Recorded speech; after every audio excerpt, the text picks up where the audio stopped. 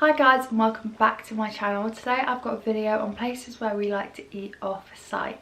We have stayed in a villa twice now and also at the Red Lion, which is an off-site hotel, and we have tried plenty of the places to eat off-site. Don't get me wrong, there are so many more and a lot of these are big chains, so if you are looking for more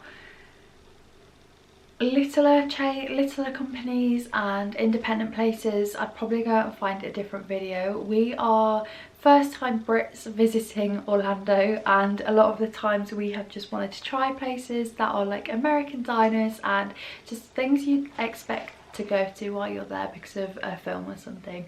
But yeah, if you are looking for places to eat off-site and want some inspiration, I've got a few places for you. I'm going to do this in two parts because I have 10 different options, and instead of making it into a really long-winded video, I'm going to split it up into two sections.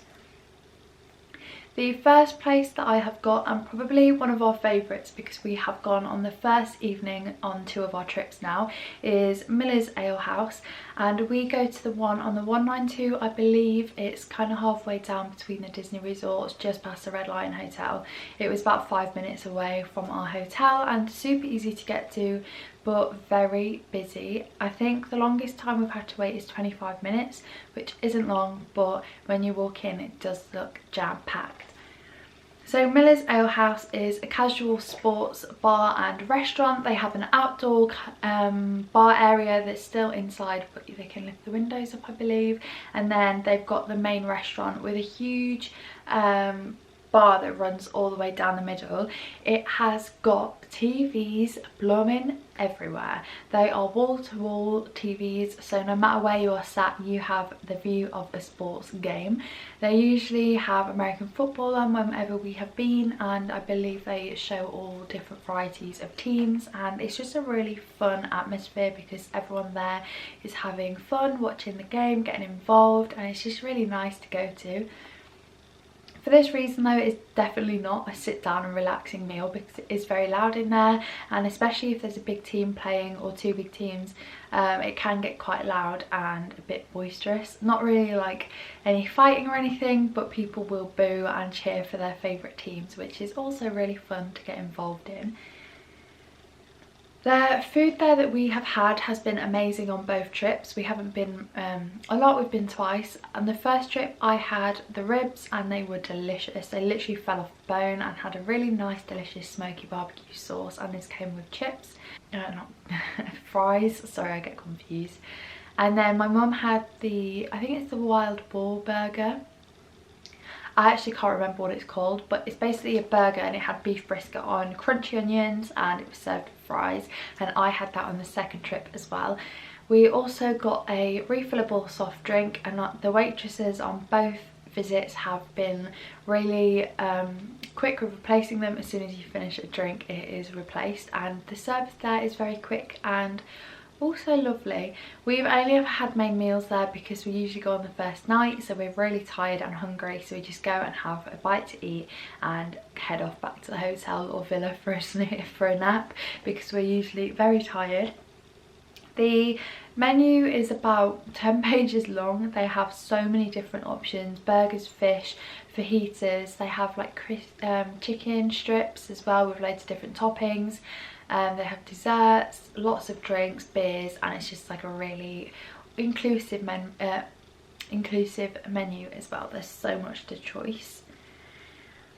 The second place that we visit is Cracker Barrel, and this is my favourite breakfast location. We have only ever been for breakfast. I can't say if it's delicious at lunchtime, but from what I have seen it probably is. So this is a restaurant and a gift store. They have a huge gift store to look around while you're waiting for your table, and they literally cram it full of just really interesting gifts, seasonal items, cookware, candy, coffee, literally everything. They have like fashion items, candles, lip balms, literally anything you can imagine they have it. And they do a southern country food, which is why I love it, because it's just so warming, filling and delicious, and so much to try. Again, the menu is massive, and every time we've been I think we've had the same thing, but we get the Sunrise Sampler, which comes with basically a little bit of everything on their menu. You get biscuits and gravy to share, you get cooked apples with like a cinnamon, whatever it's cooked in, it's like really cinnamony, it's really delicious. You get a hash brown casserole, which again is so yummy. They have sausage, gammon or bacon, and then you get eggs cooked however you like, and yeah, I think that's everything that you get on it. But my goodness, it is a lot of food. We usually go there on our last ever morning and fill up before we head to the airport, and they also have some rocking chairs outside as well that can be bought. You can just go and chill on there while either you're waiting for your table or after, if you just want to chill out. And it's just really relaxing, good atmosphere, and every time we've been, we've really enjoyed the food. Another thing to point out, if you like coffee, they have seasonal lattes as well, and they have the Goo Goo clusters there, which they had as a Goo Goo cluster latte last time we went, and it was amazing. Goo Goo clusters are basically like nuts and nugget, I think, dipped in chocolate, and they are so delicious. They're very pricey for how many you get in a box if you want to buy them after, but they are really delicious, and we picked them up last time and we enjoyed them thoroughly. Another breakfast place that we enjoy going to is Denny's. I know this is a huge chain and I have seen very mixed opinions, but every time we've been, we've really enjoyed it. It's like a really American style diner. If you see on films and stuff, that's kind of how you imagine it to be, with like the booths and an open kitchen, and it's just really nice. We always get the pancakes with like the sides and everything because it's super cheap there for the amount of food you get, and they have really delicious pancakes. I think I got the tres leche pancakes last time, which came with like cream on, and then my mum got the cinnamon bun one, which came with like the icing and then layers of cinnamon inside. It was so delicious. And then you get the eggs, bacon and hash brown on the side, which is basically 2 meals in itself. We go here before the parks, go to the park, and then we'll have like a really snacky tea or like early dinner because we're so full. And they do unlimited coffee as well, so literally they come around with like the jugs of coffee and fill it up. It's really nice. And they do milkshakes and other delicious drinks like that, but yeah, we get that. They also do a lot of other food, but we only go for pancakes. Number 4 on my list is completely different from any that I've said so far. It is 9 Spices Hot Pot, which is sort of near the Universal locations, like that kind of area of Orlando.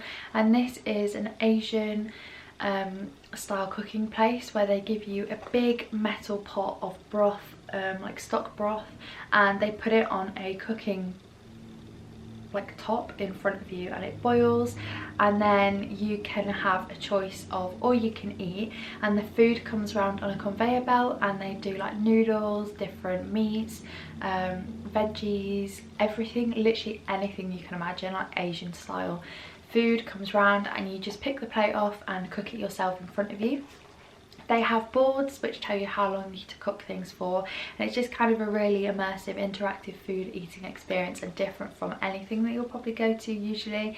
It was really cheap. I believe it was about $25 for all you can eat for one person, which I know sounds quite expensive, but I guess it's like £17, £18 maybe, but we ate so much, and it was just really delicious. And if you run out of broth, they'll come and refill it for you as well, so you can literally have anything. And they have loads of different sauces and stuff as well to dip your food in, and it's just really cool, different experience. I definitely recommend going there. It was just a really cool place to go, and a nice break from the Disney parks, and a bit more healthier as well, and a bit fresher than a lot of the other places that you'll tend to eat, which isn't always a bad thing. Number 5 is probably another one of my favourite places, is Olive Garden, and the reason it's my favourite is because of the breadsticks. So we went here on our first trip. I think this is the only place we ate off-site, and we didn't realise how big the portions were. So when you go there, you get either entree of soup or salad, and then the breadsticks, and this is all you can eat. So we both had a portion of the soup. I think I had the chicken gnocchi one, which was my fave, and then ate the breadsticks. And then when we signed up online, we got a free appetizer as well, so we got that. And then they brought out our main meals, and I have never been so full in my life. It was so much food, but it's delicious, and they kindly boxed up our main meals to take back to the villa, which was amazing. And again, they do refillable soft drinks, so we had like iced tea, and they just kept bringing in more and filling them up. The food there was delicious. We have also ordered to take away a few times as well when we've been in the villa, just to make